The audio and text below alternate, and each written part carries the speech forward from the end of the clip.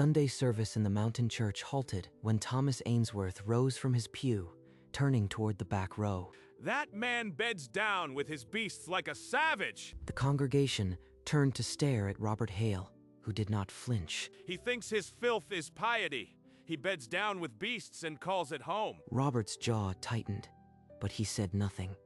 Not a single word. He stood, and without a word, walked to the door. The congregation parted like dirty snow. Outside, the thin mountain air bit at his face.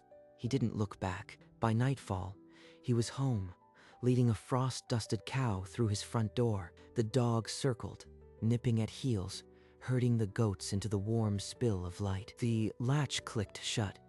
Robert's animals were safe from the cold that the town feared and despised him for. Inside, the cabin was one long room, split only by a low wooden barrier that ran from wall to wall. To the left, a straw bed for the cow and goats. To the right, his own cot and a small stove. Easy, girl. We're home now. He placed his palm against the rough-hewn beam, not a wall, but a promise. For a moment, the firelight bent. The air thickened. A woman's silhouette shimmered by the hearth. Martha, smiling as she used to, the way a memory smiles, full of what was, empty of what is. You would have loved them, Martha. The beasts, the warmth they give. But the vision never answered. It only faded when he blinked, leaving him with the living. The dog whimpered, nosing his knee. Robert exhaled and began pouring grain for the animals. The town can keep its scorn. The cold doesn't care about pride. But pride had killed before. 2 winters ago, in a drafty shack lower on the mountain, Robert learned what cold could do to a body. Robert, I can't feel my hands. Stay with me, Martha. I'll stoke the fire. Just hold on. The fire ate every log he had, but the walls leaked heat like a sieve. A neighbor, he begged for dry wood, refused to step inside, calling his ideas unclean. By morning, she was gone. The frost had taken her in her sleep, silent as a thief. In the weeks after, Robert found an old book in a trader's trunk, an engraving of a European byre house, where families and livestock slept under one roof for 1,000 years. He traced the lines with a shaking finger. The design promised what no barn could: shared warmth, shared survival. By summer, he was building this very cabin, hammering the partition into place with his own hands. Now, Robert finished the grain and listened to the animals settling. But before he could sit, a knock struck the door. Hard, 3 sharp blows. The kind that didn't ask permission. Robert pulled the door open. Torchlight cut across his face. Thomas Ainsworth stood with 2 men, their breath steaming in the cold. We told you, Hale! No more living with beasts like a savage! They're not beasts. They're my stock. And the cold doesn't care about your pride, Thomas. Pride! You stink of manure and call it wisdom! We won't let this stand! The men behind Thomas shifted their weight, gripping their torches like thick clubs. You can take my animals if you drag me out first. But I'll be back, and so will the cold. This is your last warning, Hale. Fix your ways, or the town will fix them for you. They left, torches receding into the snow, but the warning lingered in the air like frost smoke. Robert closed the door and leaned against the partition, feeling the animals' warmth press through the wood. Let them come. The cold is worse than any mob. The weeks after the warning turned routine into a quiet war. Every evening, Robert led his animals home through the snow, the dog working at his heels. Townsfolk who once nodded now crossed the street. Doors closed before he reached them. The silence was heavier than any word. At the general store, he placed his coin on the counter. The clerk polished the wood, eyes fixed on nothing. I'll take the usual, Joe, grain and salt. The clerk didn't look up. The coin sat untouched on the pine board. Outside, a young boy tugged his coat. "Why do you live with beasts?" the boy asked. Because the cold doesn't care about pride, son. It only cares if you are warm. Before the boy could answer, his father yanked him away, muttering about filth. Robert stood alone in the street, the store's light spilling onto the snow behind him. They can shun me all they want. The animals don't. 2 days later, Inside the general store, an old-timer by the stove finally spoke up. He warned of a killing frost coming down from the high peaks, the kind that froze cattle in their stalls before morning. Robert listened. The old-timer's warning stirred an old fear. Martha's face, pale in the freezing shack. Robert set down his empty cup and walked out into the pressing air. Even his beasts won't save him from a killing frost. Filth breeds only filth. Robert didn't answer. He kept walking, feeling the pressure drop like a weight on his shoulders. At his cabin, he stuffed old cloth into every window crack, working against the falling light. The cold might take everything else tonight, but it won't take my animals. He mixed mud and straw into a paste, packing it into the seams where wind could find a way in. By nightfall, the cabin was sealed, amber light spilling through the few unblocked panes onto the blue snow. Sometime after midnight, the killing frost arrived, not with a howl, but a creeping silence that turned breath to ice on the air. Inside, Robert woke to a strange warmth. The stove had burned low, but the room was alive with the heat of 12 animals. The partition. It's warm. Warm like Martha's hand used to be. On the window, frost bloomed in intricate feathers, sealing the panes in a frame of ice. Beyond the partition, the animals steamed in the lamplight, their breath a rising fog that held the cold at bay. Robert wiped a circle in the frost and looked out. The world had turned to glass. Trees, fences, the barn roof, all glazed in silver. A single pine needle outside the pane was encased in crystal, frozen perfectly still. The scorn was worth this. They're alive. But as he turned from the window, a deeper cold crept into his chest, the knowledge that beyond his cabin, other barns stood silent. What of the others? What of Thomas? At first light, Robert stepped into a town turned crypt. No wind, no creaking timber, only the stillness of deep freeze. Icicles hung like glass teeth from every eave. No chimney smoke against the sky. The world had stopped.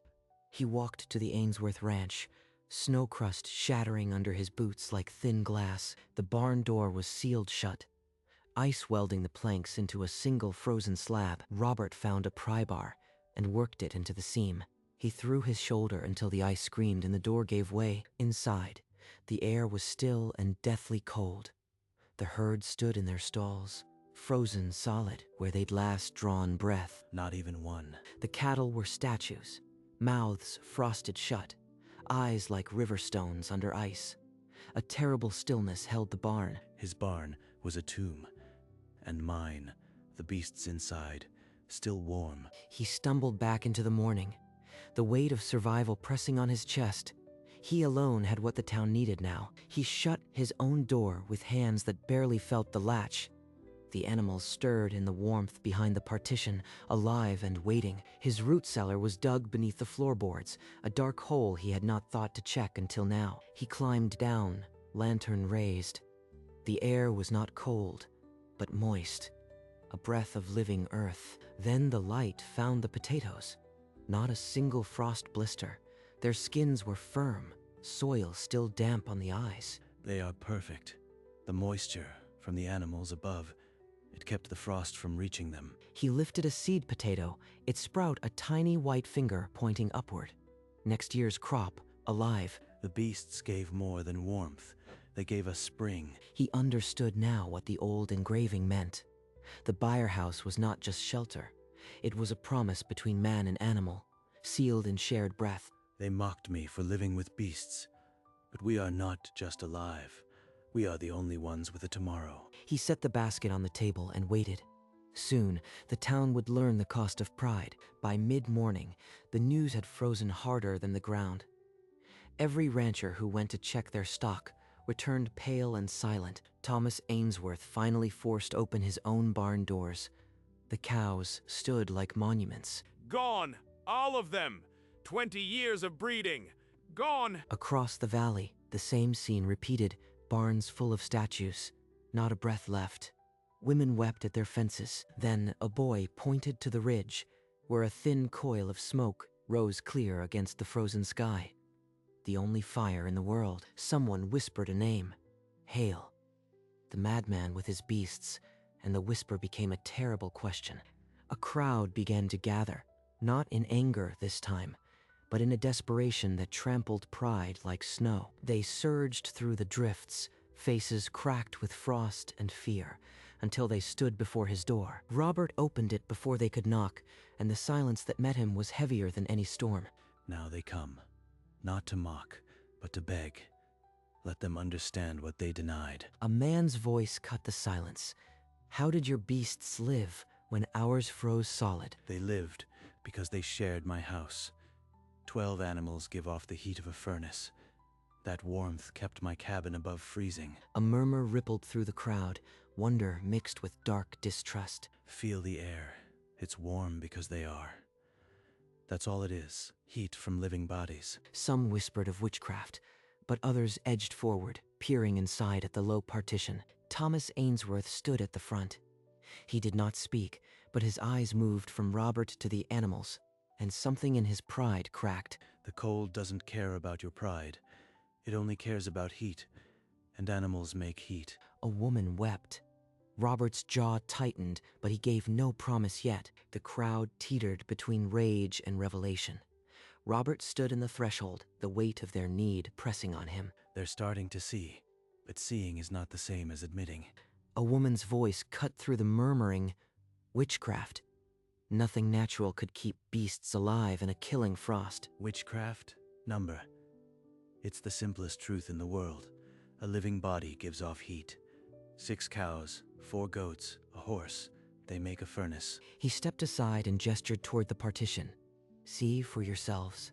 Touch them. 2 men shuffled inside, their boots grinding frost into the floorboards. The nearest cow turned her great head, breath steaming, but did not flinch as a hand pressed into her flank. The warmth was immediate, like pressing fingers against a stone hearth.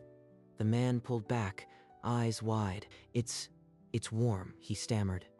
Others crowded in, touching goats, the horse, finding each animal alive with heat. Heat, not magic. That's what kept us alive. No spell could do what a living creature does every moment. But an old voice from outside grumbled. There's more to it. He's hiding something. They need to believe more than their eyes can see. They need to admit. From the back of the crowd, a farmer's wife pushed forward, face cracked with grief. She fell to her knees before Robert. Her voice was raw. Please, my children will starve. We have no milk, no meat. We have nothing left but frozen stock. Robert's expression, hard as stone all morning, softened. He reached down and took her hand. I will help you, but not without cost. I'll share my breeding stock, my cows, my goats, my seed potatoes. But there is one condition. You must gather before the whole town and admit why your animals died. You will say aloud, the cold killed them, and my way saved mine. Silence. Then, from the front, Thomas Ainsworth stepped forward, his voice hoarse. I'll do it. I called him a savage. I was wrong. My herd died because my barn was sealed and cold. His lived because he brought them close. A murmur rippled, and others began to nod. Not from conviction, but from the raw need to see another spring. Admission is the first step, but the hardest part, believing, is still ahead. The crowd, seeing Thomas nod, began to fall in line. One by one, other ranchers agreed. Then it's settled. Tomorrow, at the church, you will speak. I'll be there to listen. The crowd dispersed, a slow river of bent heads and heavy footsteps. By midday, a notice was nailed to the church door. Town meeting. All must attend. Robert stood alone on his threshold, watching the last figure disappear into the tree line. They're coming back, but not as I'd wish. Still, it's a beginning. That night, his cabin was quiet. The animals stirred, sensing his unrest. He touched Martha's locket. Then the partition. He had built this for them, and now the town would face the truth. By morning, the cold still held the world, but the trail to the church was dark with footprints. Robert walked the same path, a different man than the one who had left the church weeks before. The church was packed, every bench, every corner. No one whispered. The only sound was the scrape of boots on frozen planks. Thomas Ainsworth rose from the front pew. He did not look at anyone. His voice filled the silence. I called him a savage. I said his way was filth. But my barn is a tomb, and his cabin is alive with beasts. So I will say it plain. My animals froze because I shut them away. His lived because he brought them close. He lowered his head. Pride, once a fortress, now a ruin. Then others stood. Old Man Porter, whose herd had numbered 30. The widow Crane, who lost her last milk cow. One by one, they spoke the truth the town had denied. The air grew thick with confession. The cold outside was forgotten. The cold inside was shame. A child tugged his mother's sleeve. Why is everyone crying? She had no answer. They are finally saying it. But the hardest words are still mine. When the last voice trailed off, Robert rose. The congregation shifted, waiting. You have spoken your shame. Now, I will speak the truth you are not yet ready to hear. Robert reached into his coat and withdrew a small, worn leather journal. Its pages were yellowed, but the leather was oiled with care. This came from a trader's trunk. It held a picture I could not forget. He opened it to a marked page and held it up. The diagram showed a long room with a low wall dividing men from beasts. For 1,000 years, European peasants built their houses this way. Not separate barns, but one roof for all. The congregation leaned forward, squinting at the strange lines. They knew what we forgot. The beasts breathe warmth into the house. That warmth keeps the frost from every corner. His finger traced the partition, then the animal stalls. The simple geometry of survival. The moisture from their breath saved my seed potatoes. It kept my root cellar alive. Not just heat, but life itself. A murmur of understanding rippled through the pews. Women covered their mouths. Men stared at the floor. I did not invent this. I only remembered what pride made us forget. He paused. Then his hand moved to his chest, to the small silver locket hidden beneath his shirt. I found the diagram too late. By then, the frost had already taken my Martha. The congregation went still. A woman near the front began to weep silently. She died in a drafty shack, while I begged a neighbor for wood. He called my ideas unclean, and shut the door. In the warm lantern light, a memory flickered. Martha laughing in a sunlit meadow, before the cold ever touched her. The beasts would have kept her warm. The same beasts you mocked. But I learned that truth too late. The silence deepened, broken only by stifled sobs. Men who had mocked him now could not meet his eyes. Now they understand. The grief that built my cabin. Thomas Ainsworth raised his head, meeting Robert's eyes for the first time without defiance. This is not victory. It is the only way I know to keep spring from becoming another grave. The service ended not with a hymn, but with a procession. Robert led the townsfolk out of the church and up the snow-crusted trail toward his cabin. No one spoke. The only sound was boots crunching through the frost and the faint lowing of cattle from the ridge. When they reached the cabin, Robert pushed open the door. A wave of warm, sweet animal breath rolled out into the cold. This is the partition. Behind it, the beasts you called filth. They gave us heat, and they gave us life. For the first time, the townsfolk did not recoil. They stepped inside, touching the warm wooden barrier, watching the animals huddle together. A child pointed at the cow and whispered, "She's breathing like a kettle." A few nervous laughs broke the tension. Robert, I can swing a hammer. If you'll teach us, I'll help build the first new house. Then start tomorrow. We'll need lumber, and we'll need hands. The cold won't wait, but neither will we. He turned to the others. Slowly, they nodded, not because he demanded it, but because the proof was breathing right beside them. So begins the real work. Not just walls, but a town that will listen before the next frost comes. Spring came slowly that year, melting the frost into rivulets of silver. In Robert's pasture, the first calf of the new season stumbled to its feet, steam rising from its wet coat. Across the valley, the sound of hammers rang out. Neighbors who once shunned him now raised new cabins with low partitions of their own. Thomas Ainsworth, sleeves rolled, drove nails beside men he once led in scorn. His brow was damp, but his back was straight. Children chased each other around the timber piles, their laughter a sound the valley had nearly forgotten. Robert watched from the ridge, leaning on a fence post. He was not part of the laughter, but he did not need to be. Martha would have loved this, to see them finally understand. The first crops from Robert's seed potatoes pushed through the dark earth, a promise of bread for the coming winter. By early summer, a dozen byre houses stood scattered across the valley, each one a shelter not just for animals, but for the wisdom that had been nearly lost. The frost will come again, but now they will be ready. That is enough. One afternoon in late spring, Robert climbed the hill where Martha lay, wildflowers clutched in his hand. The wooden marker had weathered another winter, but the carved letters still held her name, Martha Hale. I brought you columbine.